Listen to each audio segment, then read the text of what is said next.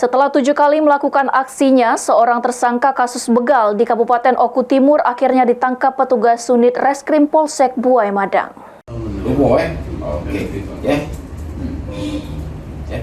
CN warga desa Kurungan Nyawa, Kecamatan Buai Madang, Kabupaten Oku Timur, diringkus petugas unit Reskrim Polsek Buai Madang atas tindak pidana pencurian dengan kekerasan atau begal yang telah sering dilakukannya.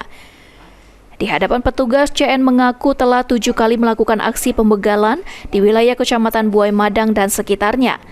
Terakhir, CN melakukan bersama rekannya pada tanggal 17 April di Desa Muncak Kabau dengan cara memukul dan menodong korbannya menggunakan senjata api rakitan.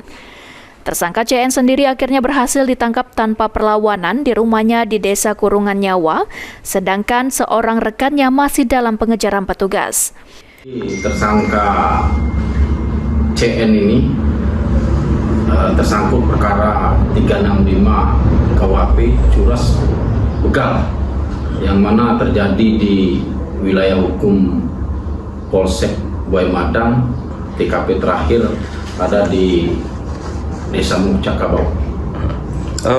Sudah berapa kali tersangka ini diperkirakan melakukan aksi kejahatan yang benar? Kalau menurut keterangan dari tersangka, ada beberapa tersangka lainnya, terutama yang terakhir bersama inisial RD.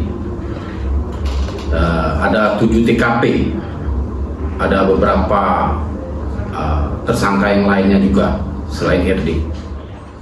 Atas perbuatannya, pelaku dijerat dengan pasal 365 KUHP tentang pencurian dengan kekerasan dengan ancaman hukuman 12 tahun hukuman penjara.